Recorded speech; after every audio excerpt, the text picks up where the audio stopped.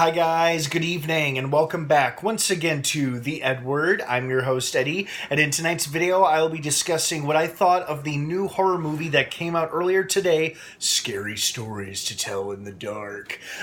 This movie comes from Lionsgate and CBS Films. Like I said, it came out earlier today, and I got a lot to say about it. Now, before I begin, of course, please be warned, this is a spoiler-filled episode review. Sorry, force of habit.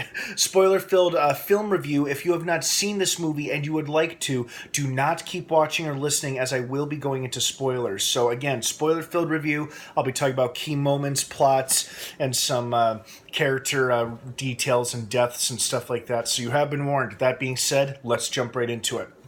Well, for the most part, I liked it. I didn't love it, and I didn't really like it like I thought I would, but I still found it quite enjoyable. Like, most of it was very enjoyable. The thing that I probably liked the most was the monster creature effects. Those were incredible. Not only were there some awesome, scary-ass monsters in this movie, but they were downright nasty, too. Just disgusting.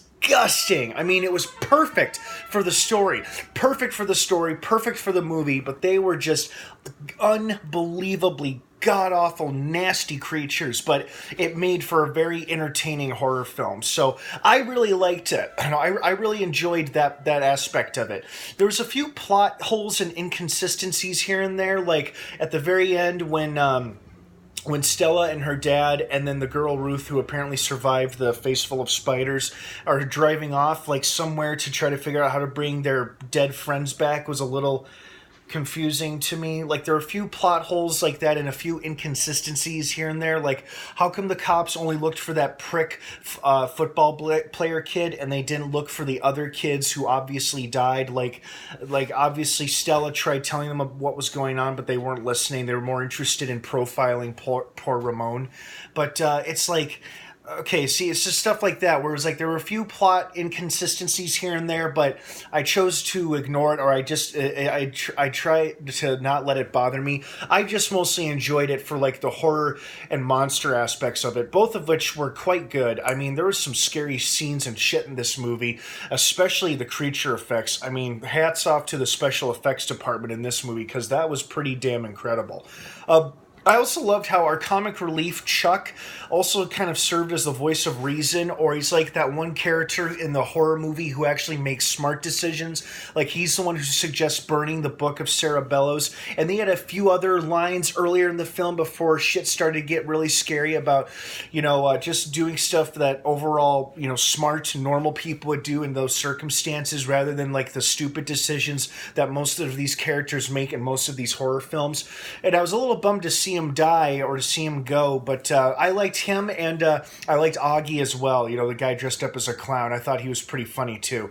It's too bad that they both died in this film, but the way they ended it feels like they might be setting up for a sequel, maybe to get their friends back. That was another thing that kind of bothered me about the film. I thought with telling Sarah's story, giving her the story she wanted to tell, she would somehow bring all of the victims back. Like, she'd bring back all the kids whom she killed through her stories, but apparently not. Apparently everybody stays dead and gone.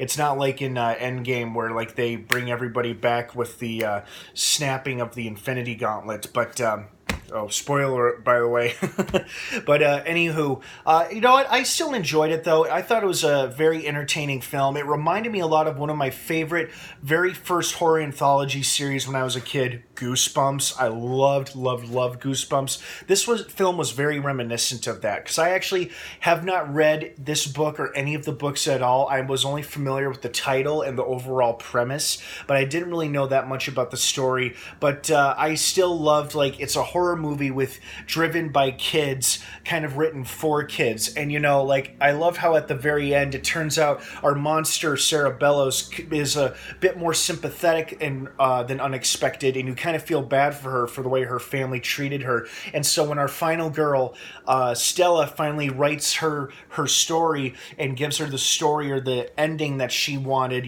she finally is able to like rest in peace finally. Like, she no longer needs to wreak havoc due to horrific injustices that were inflicted upon her. But it's kind of like the ending of a Goosebumps episode, where like one of the last kids left standing, no matter what the story or the monster, will usually do something. They'll carry out a move, or they'll do the right thing that'll at least satisfy the monster or stop it in its rampage before more people die or get hurt.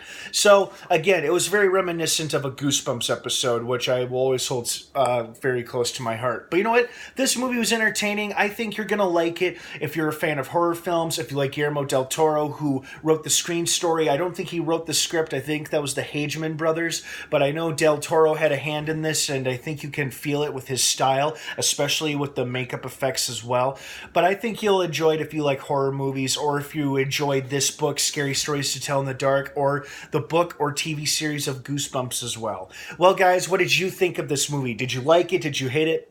Were you expecting more, expecting less? I want to hear your thoughts and opinions down below in the comments section. Thank you so much for watching. Scary Stories to Tell in the Dark is now playing in theaters nationwide. Check your local listings for times. Have a wonderful rest of your weekend if I don't see you. And of course, until next time, may the Force be with you.